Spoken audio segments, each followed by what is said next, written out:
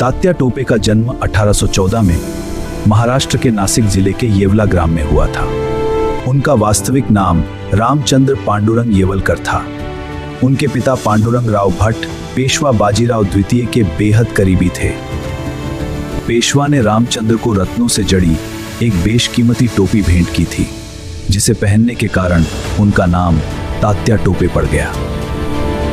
उन्होंने युद्ध कौशल और सैन्य रणनीति की शिक्षा नाना साहेब और झांसी की रानी लक्ष्मीबाई के साथ प्राप्त की थी।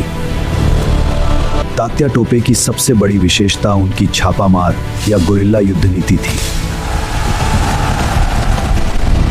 वे अपनी छोटी सी सैन्य टुकड़ी के साथ जंगलों और पहाड़ों का लाभ उठाकर अचानक अंग्रेजों पर हमला करते और गायब हो जाते। उन्होंने 1857 से 18 के बीच अंग्रेजों के खिलाफ लगभग 150 युद्ध लड़े और हर बार ब्रिटिश सेना को भारी नुकसान पहुंचाया। रानी लक्ष्मीबाई के साथ मिलकर उन्होंने ग्वालियर के किले पर विजय प्राप्त की थी। रानी की शहादत के बाद भी तात्या ने हार नहीं मानी और मध्य भारत के जंगलों से अपनी लड़ाई जारी रखी। उन्होंने नर्मदा नदी पार करके दक्षिण भारत में विद्रोह की आग फैलाने की कोशिश की, जिससे अंग्रेज सेना बुरी तरह घबरा गई थी। अंग्रेज जनरल ह्यू रोज और जनरल नेपियर ने उन्हें पकड़ने के लिए हजारों सैनिक तैनात किए थे, लेकिन तात्या टोपे अपनी चतुराई से हर बार बच निकलते थे। भारत का यह महान सेनापति युद्ध के मैदान में कभी नहीं हारा, लेकिन अपने ही एक विश्वसनीय मित्र मानसिंह की गद्दारी का शिकार हो गया। मानसिंह ने अंग्रेजों के साथ मिलकर तात्या को धोखे से पकड़वाने की योजना बनाई। Excellent.